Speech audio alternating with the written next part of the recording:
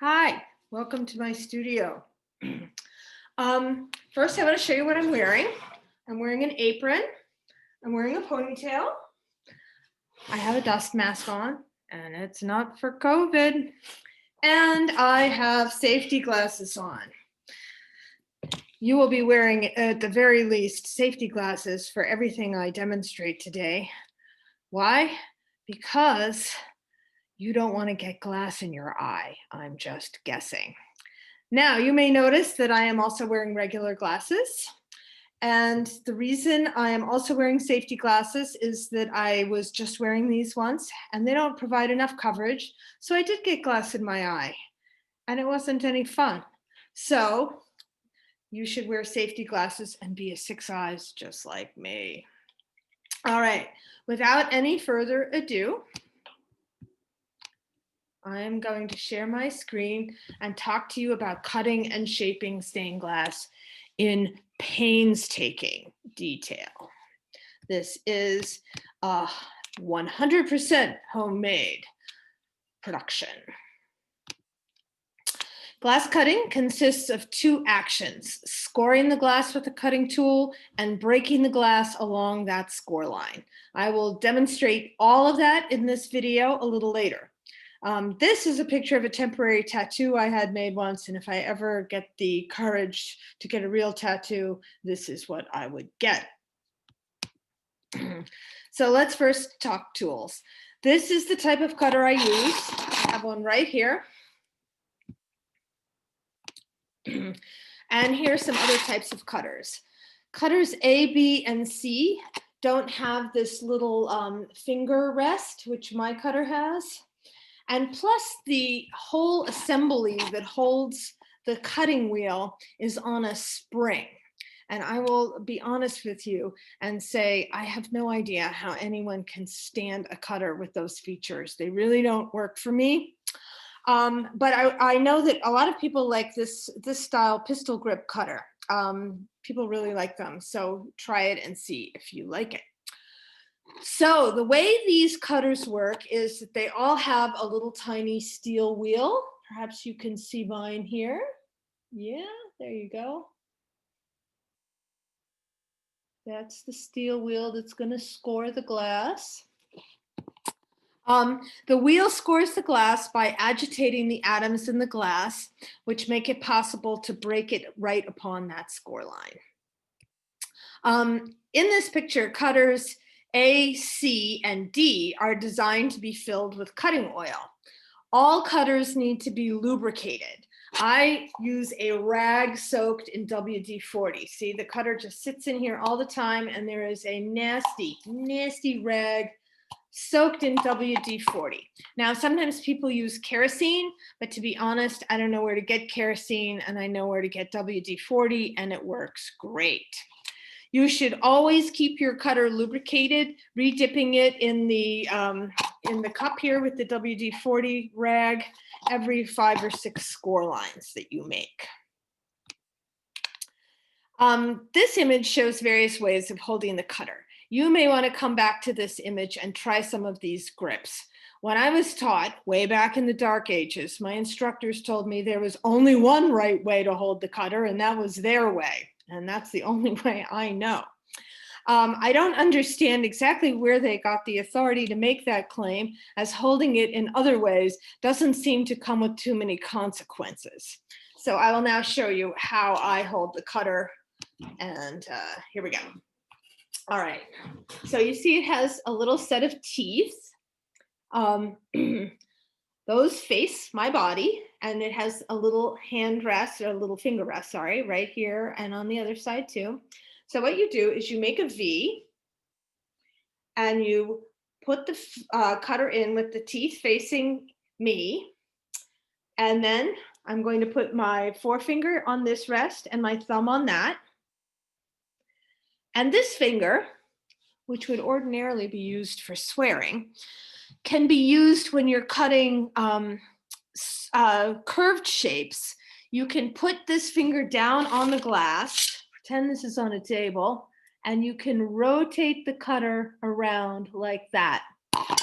So that is one advantage of why maybe my teachers liked that particular style of cutter with that grip so much. All right, I'm going back to the screen share, and it always takes a second. I apologize. Other things that you might find useful are an incredibly flat surface to cut on, and I do mean flat. Now, if your tabletop isn't all that flat, what I mean by that is you can go get one of these cutting mats and that should work fine. I actually highly recommend a cutting mat because you can pick it up when it's full of crud and bring it over to the trash can. So it has a lot of advantages, a cutting mat. You always have to cut on a very flat surface with nothing, not so much as a tiny sliver of glass underneath the operation that you are undertaking. It must be flat, flat, flat. You will need some glass cleaner because before you cut your glass, you might want to mark it according to a pattern. And the glass needs to be really, really very clean. And that is in order that the marks will stick to the glass, hopefully all the way through to the grinding process. In order to mark the glass, I like to use gold ultra fine pens. And I just want to point out, I'm not talking about a fine point. I'm talking about an ultra fine point. And maybe someday I will do a whole demo on just these pens, because in some ways keeping them flowing properly is one of the biggest pains in the whole glass process that I know. But it has some real advantages. The gold really sticks to the glass even when you're grinding, and it's really easy to see. It's also very thin. You can't use a Sharpie for this because if you use a Sharpie, it will wash right off. This will stick. All right, it's really important that you make clean, ultra skinny mechanical lines.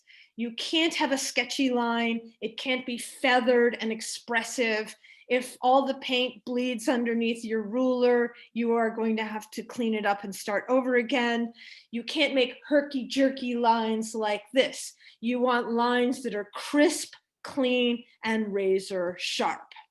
Why? I don't like to be threatening, and I don't like rules and regulations. I became an artist to be a free spirit, not some cog in a machine where you just are following orders by uncreative people. But there's this thing you need to know, and that is that if you don't cut your shapes accurately, they will not fit in the window when you try to assemble it. And then you are in a pickle. Got that? All right. So let's pretend you want to make this your dog. Now, I just want to say as an aside that if this was me, I would not want to make all the teeth and gums and lips separate. I might render them with paint, for example. I am not crazy about stained glass windows where every single tiny little detail is actually a separate piece of glass. I mean, why bother? But anyway, glass breaks the way pantyhose runs. It goes from one edge to the other, and it doesn't want to stop. So let's say this is your pattern, and you really want to make it with one sheet of all the same colored glass. So you might think that you can just plop your glass down on it and transfer this pattern as is. But because of the way glass cuts, you can't do that. You actually have to deconstruct that doggo, and you have to make something that looks like this. So here are all the parts from that pattern laid out on a sheet of glass in a way that they can be cut out without interfering with each other. So the first score line you're going to make is to separate number 27 from the rest of the sheet. So then it will look like this, and then you can make this line here. Now, if you had made this line first, obviously it would just snap 27 right in half. So you have to go all the way through here, break that one off, and then cut that one. And then you can cut that in half, and that will allow you to separate all of these other pieces so that they're roughed out on their own little island of glass, if you will. And then you can start to do the finer cutting. Let's talk about scoring the glass, and I will demo this shortly, so don't worry. Like I said before, glass breaks like pantyhose runs. It goes from one edge of the glass to the other. So you must always score all the way from one edge to another. So for this one here, you would start with your cutter right here on the glass, and you would run it down and let it fall off onto that cutting board, the other end. These are the simplest cuts to make, straight lines, and of course you can make them diagonal if you want. They don't have to be straight up and down, but straight lines. And these lines can be broken off with what's known as a line running pliers. Here, I have one right here. And there's a set screw in the line pliers, so you can adjust for the thickness of glass. I just leave them shut, it doesn't really matter. So this is used basically for long straight lines or maybe slightly curvy lines. And the way it works is there's a line right there, and you line up this line with the line that you have scored, and then you press the pliers like so, and it will snap. I have another picture of the glass snapping. You do it down near the surface of your cutting board so the piece of glass goes right down on that and it doesn't fall on the floor. Curves are possible too. They're a little harder. One thing to keep in mind when you're cutting glass, or scoring glass rather, is that it's okay to go slow. You can even start partway through. Just make sure that you pick up exactly where you left off to finish the score to the other edge, because otherwise it can break along where you left a gap and run in crazy directions. Also, I didn't mention this before, but I should have. When you are scoring, you've got your cutter in this position, you want to keep this cutter straight up and down. You don't want to hold it like a pencil like this. Straight up and down, as vertical as possible, 90 degrees to the surface of the glass. That is important.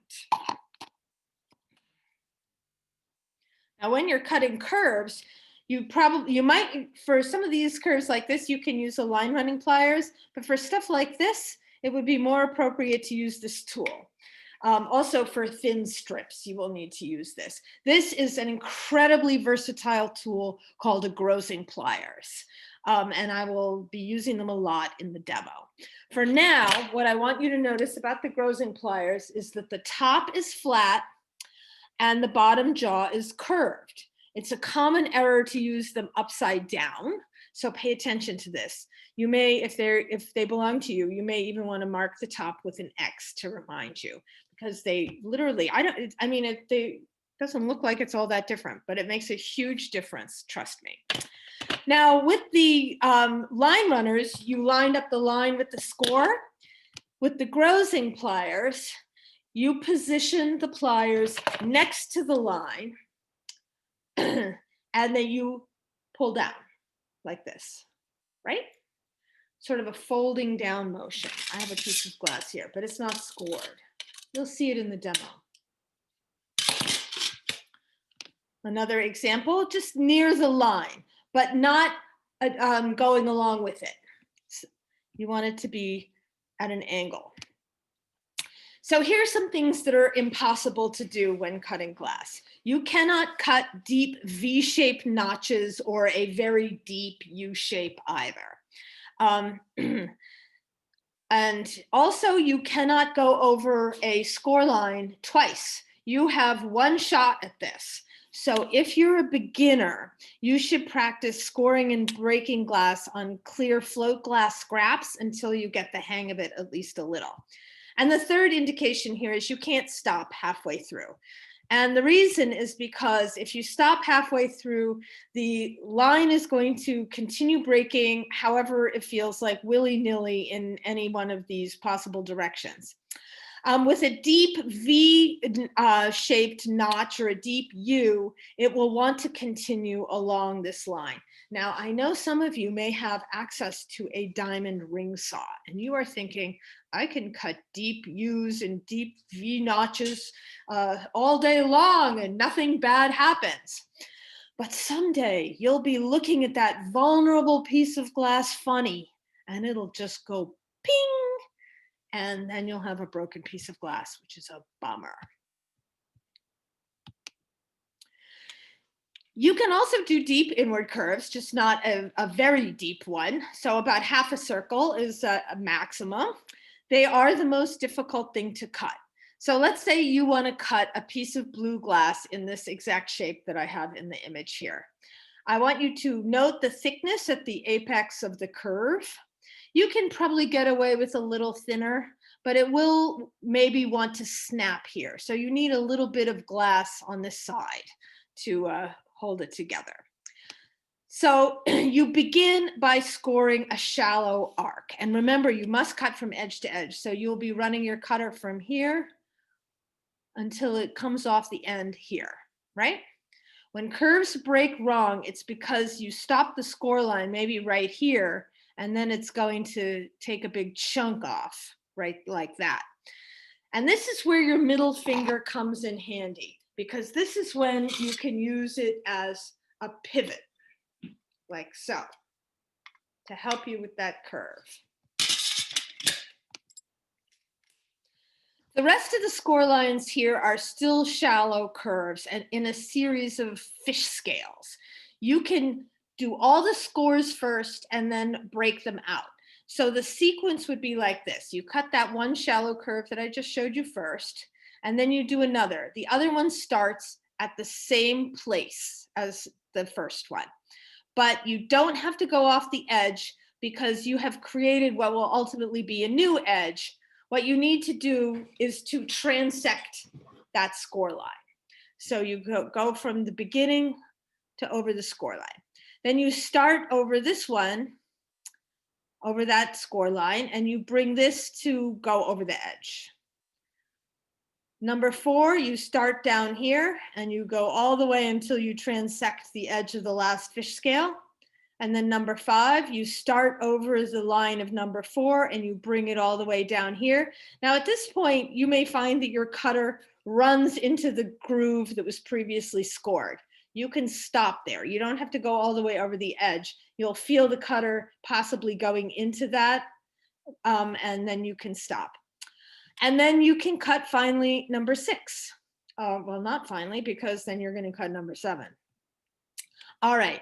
So let's say you are cutting a deep inward curve and the things are not coming out as easily as you would like.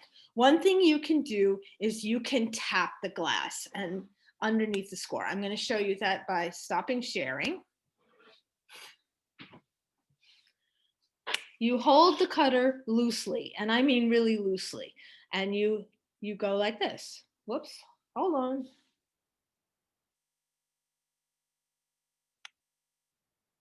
Right? I'm not going like this. I'm going very loosely like so.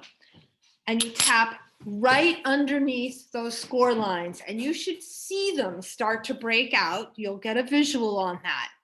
Now, you also might get a visual on all the professional glass cutters in the room giving you a dirty look. That's because they have issues with being judgmental people. I don't have that issue when it comes to tapping glass. So I think if you need to tap the glass, you should tap the glass. You have my permission. All right. All right, so what if you want to cut a circle? Circles are actually pretty easy. Just make a series of straight or close to straight lines, straight score lines, sort of closing in on the circle gradually. And then you can break them all off with your grozing pliers. And then we get to the other use of the grozing pliers. The word grozing refers to grozing. It means nibbling. And you can use the grozing pliers to nibble those little nubbins of glass off. Now, when you do that, and you are going to see this in the video I made, you just take a teeny weeny bit off at a time, like a 16th or a 32nd of an inch, and it will pulverize the glass, remember, folding down with the pliers, and it will make a spray of glass that you really don't want to breathe. So wear your dust mask when you do that. There is one last little thing that I haven't mentioned before I get to the actual demo.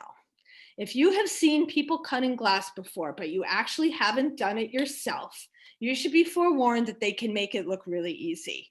And that's because it is easy with practice. But it takes a little while to get used to it. So please, please, please don't feel bad if you don't get the hang of it right away, or if nothing happens at all. I literally did not get the hang of it for 2 years, but don't let that scare you, because I think that you will get the hang of it a lot faster than me. It is normal to have problems at first, and it is just a natural part of the process. So that said, you need to know, I want to talk to you about how much force you use when you hold this cutter down on the surface of the glass. Why am I showing you this? Because when people make it look easy to cut glass, it's because they know how much force to use, or how much force not to use, as the case may be. When you cut glass, you are not using the power of your wrist. You are not using the power of your forearm. You are not really even using the power of your upper arm, your forearm, and your wrist combined. No, you are actually channeling the energy from the center of the earth. Allow me to explain. First and foremost, you need to cut standing up. You cannot sit down and cut glass. And when you are standing up, I want you to imagine the inner core of the earth, that molten furnace at the heart of the planet. Imagine that energy traveling up through the outer core, through the lower mantle, through the upper mantle, and finally bursting through the crust of the earth right underneath your closed-toed shoes. Because seriously, you don't want to cut shoes in flip-flops or sandals unless you want bloody and scarred feet. All right, so all that powerful energy from the very center of the earth is going to travel right through your feet, up past your ankles, your knees, your thighs, right through your hips. All that power is going to go right up the middle of your torso and make a sharp turn at your shoulders, and then go right down your arm. So in order to facilitate that happening, I want you to bend your arm, but only a little bit. Keep it relaxed, believe it or not. I know you're not going to be relaxed the first time you try this, but try to keep it relaxed and concentrate on the power from the center of the earth coming through your shoulder. Then you are in the proper frame of mind to set about making your score lines. When you make your score lines, you need to listen for a zippy sound. When you have lots of practice, you will recognize when that sound means that you scored too hard or not hard enough. Now, it is also true that not every single type of glass will make a zippy sound, but most of it does. And I need to remind you that you cannot score glass with headphones on, because you won't hear anything but your music. And scoring glass is really done partly with your ears. So this is a video where you will hear the zippy sound.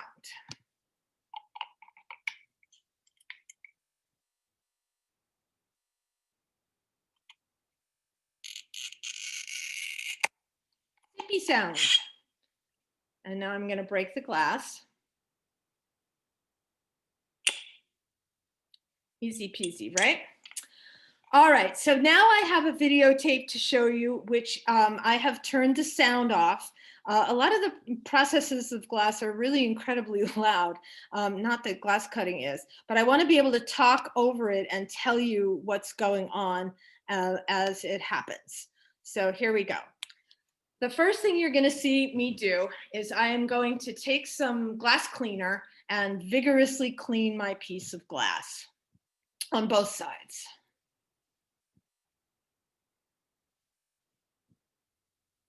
Also, my cutting mat is kind of small, so you're going to see me reorient the glass so that when the cutter comes off the other end, it can land on the mat. So now I'm going to mark my glass with the paint pen. And remember, crispy, mechanical, razor sharp, thin lines. Nothing sketchy or expressive or bleeding or feathered or herky-jerky. All right. And now I am going to cut the glass on that line.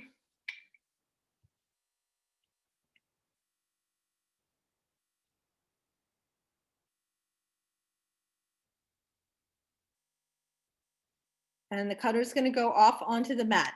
Now, before I show you how I'm going to break it off, I want you to know this is not the edge of the table here, right? This is the edge of the table. I am going to take the piece of glass and bring it right to the edge of the table, and I am going to hold it down on this side, lift it up on this, and whack it down like that. I'm going to orient the score line right over the edge of the table, right? And that's going to break the glass in a really easy way. So it's very hard to see in this video. I apologize, but that is what's going on. So yes, that out there is the edge of the table. And now I have two pieces of glass.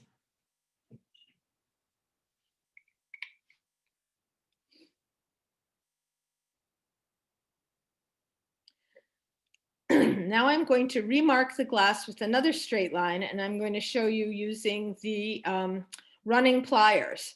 And I will say, having seen this video now 1,000 times, the way I cut, and I was totally unconscious of this, or the way I break it off is that I'm holding both sides. I want you to be mindful of where your hands are and to keep your hands away from the score line when you're breaking it, because I don't want you to get cut. So I can do this because I do know what I'm doing, but maybe as a beginner, you would want to break the glass off much closer to the mat so that your hand isn't underneath that score. And remember, line up the line on the pliers with the line that you just cut. Now I'm going to show you why you need to use a grazing plier with a thin strip. Well, the main reason is there's not enough what do you call it? You need not enough coverage to do it. So there I am scoring the thin strip, and I will cut this off with a grazing pliers, which goes parallel to the line, not right on it. And you fold down.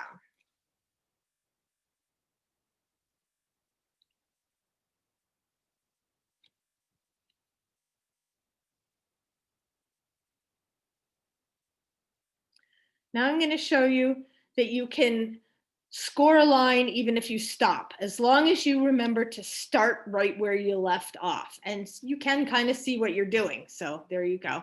And that worked fine. But you have to do it right where you left off. And you can also go incredibly slow, very, very slow if you want. Try to use even pressure. And here I get very impatient. So, so much for that. But try to keep the pressure even. It's a little easier if you're sort of going in a mid-range to keep the pressure the same. Slow, it gets kind of hard.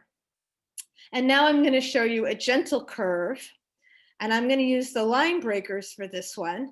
And I'm just going to show you a maneuver where you sort of gently press on both sides of the score with the line breaker, and then you can snap it with your hands.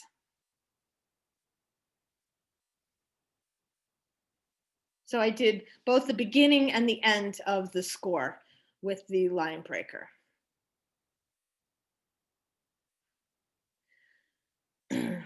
So now I'm going to mark the glass for that deep inward half circle. This being the hardest type of cut, where I did those fish scales in the explanation before. So first I'm marking the glass.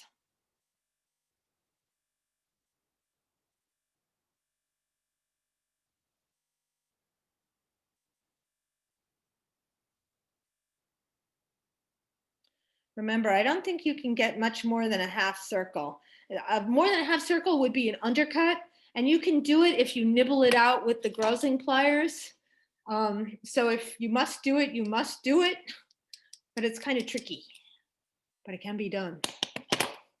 But not a deep, deep, deep U or V. All right, and here I am making those fish scales. Remember, you start at the beginning and you must transect the previous score line.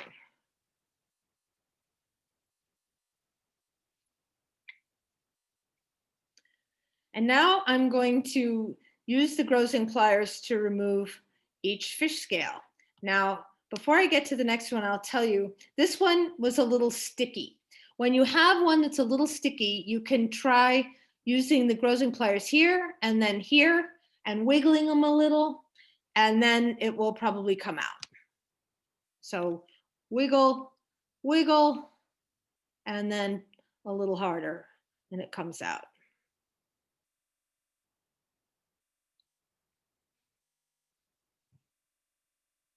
And there you have your inward curve. Now, you must clean up after this because there's all that crud around, and that will definitely make it impossible to do your next cuts. So you have to clean up. You can't have crumbs even. It has to be really pretty clean.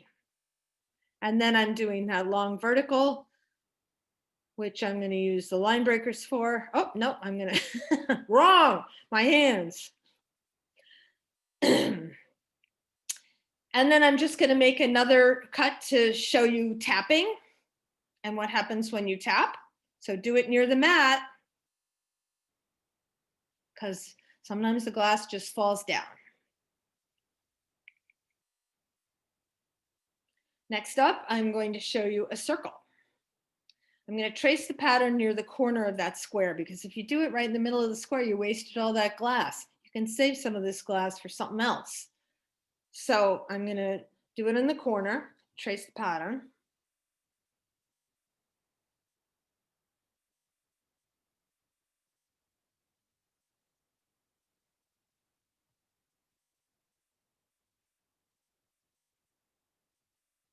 And I'm going to make a series of straightish or slightly curved lines that hone in on the circle shape. Now you have a choice here. You can either do score, score, score, break, break, break, or score, break, score, break, score, break. It doesn't really matter. It's just up to you. So there I did score, break, and now I'm just going to do score, score, score, score, score, break, break, break, break, break, break, break, break, break, break.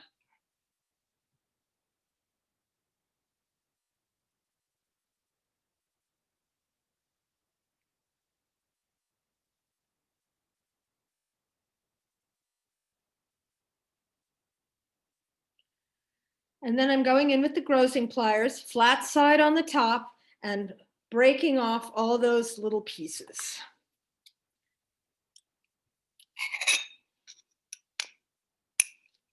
Here's the circle right here. It's already been cut and ground. But once I have it roughed out and there are all those little nubbins, I'm going to use the grazing pliers to carefully remove, that's what I'm showing here. I'm going to carefully nibble off some of the excess glass so that you don't have to grind it. And you just take off a tiny bit, thinking about pulverizing it, maybe 1/16 of an inch at a time. And wear your dust mask. You don't want to breathe broken glass in your lungs. People can do that. That's what silicosis is. It's horrible. And then I'm going to clean up again because all that stuff is in the way. And voila, that is the glass cutting demo. But this demo is not over yet because you still have to grind your glass. Now that you've cut your shapes, you're going to bring them over to a grinder. The reason for grinding is multifold. For one thing, when you're assembling with copper foil, it ensures that the sides of the glass, this is the side and this is the top surface, you want this to be exactly 90 degrees. Once you're done with all that grazing, what you have is a really chewed up edge, and you want a neat, pristine edge. The second thing is, if you can't cut and score very well, then this is your chance to make this piece actually fit your pattern accurately. If you marked it accurately with your paint pen, then what you're going to do is you are going to grind those paint lines until they just come off. So that's why you want them still on the glass. Also, the copper foil will stick better to this surface. So what we have here is the grinder, and here are the parts. This is the face shield, which you need to use because the grinder will spray little bits of glass slurry all over the place. And even though you are already wearing your safety glasses, it will get glass on your face if you don't have the face shield here. So you want that there. This is a router bit, and behind it, the yellow thing is a wet sponge that is held in place with a little plastic bracket. And the reason it's wet is that below this working surface, which is a grid, like an egg crate grid, is a water bath. And you need to fill the water bath about 3/4 of the way full in order to grind. And the sponge needs to maintain constant contact with that grinding bit. It has to be kept wet and clean throughout the process, because that's the best way it'll grind your glass better, but also it will preserve the life of the bit. Now, I want to remind you that because this is a water bath, and this is a piece of electrical equipment, it has an on-off switch. So be very mindful that your hands are not wet when you are touching that switch. You don't want to get an electric shock. And finally, I will say that the grinders are kind of lightweight things. If you put a lot of pressure on that bit, you're going to be pushing the grinder away from you, and it's going to slide across the room.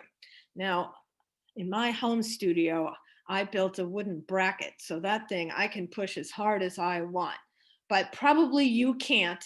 And also, the diamond surface of that bit is supposed to be doing the work anyway.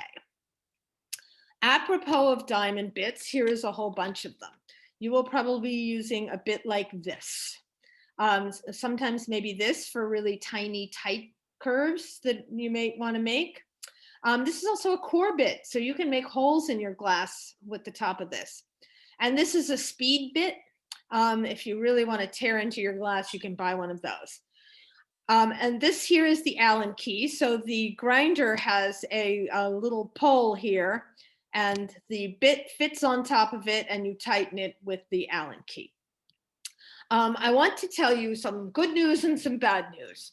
The good news is that while you are grinding, if you touch this bit with your fingers, nothing will happen, because diamonds do not affect flesh at all. If you have long fingernails, you might not have them at the end of this process. However, your skin will be fine, and they won't cut you in any way. The bad news is that I've gotten so used to sticking my hand into tools like this that I think that it would probably be a terrifying mistake if I ever used a wood saw. So if you are a woodworker, please keep in mind that you can get very cavalier and casual about sticking your hand on these surfaces while they're running, and nothing bad will happen to you. However, you don't want to then think that's true with your table saw. Also, if you have long hair, this is when you need a ponytail, because if a ponytail is grabbed into a rotary machinery, you can actually get scalped. So keep your hair in a ponytail. And now I am going to show you grinding. Again, the sound is off so that I can talk. So I'm going to put the bit on, and there is literally no other place to put the camera, so you can't see that well. I apologize. I'm tightening it nice and tight. There's the sponge, which I'm getting wet in a little plastic bowl of water. And I'm taking that plastic bowl and I'm filling the bath to about 3/4 of the way full. Making sure, the main thing is I want the sponge to contact the bit and for it to stay wet. There's the face shield. And now I'm going to put on a pair of kitchen rubber gloves. These will allow you to have the sensitivity you need to know what you're doing with your hands, but they also protect you a lot from getting cut. So, and they're, see, because I didn't show a picture before, they're real cheap at your supermarket.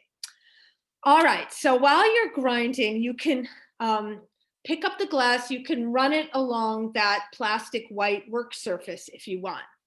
But I'll tell you what, sometimes those diamond router bits get really worn down, and picking up the glass a little bit and finding a new surface is going to be very helpful. The sound actually isn't off. How about that? Anyway, So yeah, you might want to find a different part on the router bit that's fresh and sharp to use. But the main thing is to be mindful that you are holding the glass so that you're creating a 90-degree side to anything. You also want to make sure that you grind every single surface. So the whole piece of glass, even if you didn't cut one thing yourself because it was maybe the side of the sheet that you had, you still want to grind that. And yes, I was chewing gum. I'm showing off my ability to grind glass and chew gum at the same time. Every now and then, the sponge will get full of glass slurry.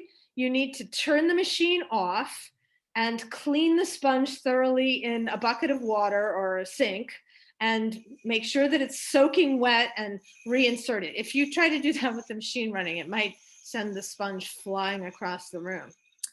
A dirty sponge will harm your router bit, and it affects the performance in that it creates a resist between the diamond surface and the glass. So you want to make sure that it's all nice and clean.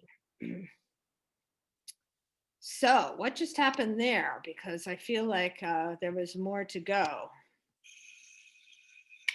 All right, so here I am grinding that circle.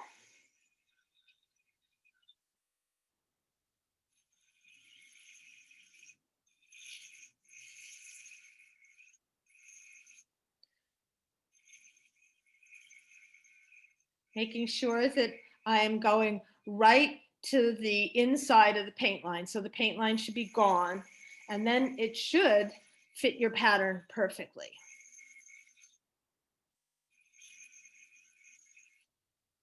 And when you're done grinding it, it's all dirty and disgusting. So before you go anywhere near your pattern, you want to clean this and dry it, because if you put a wet piece of glass on a paper pattern, it'll crinkle and then it will be very hard to deal with it. So clean the glass and dry it. And that is enough about grinding. So thank you for listening. Enjoy your grinding and cutting experience. Don't forget to wear your safety glasses and your dust mask. And if you like your clothes, you should probably wear an apron too. Thank you for listening.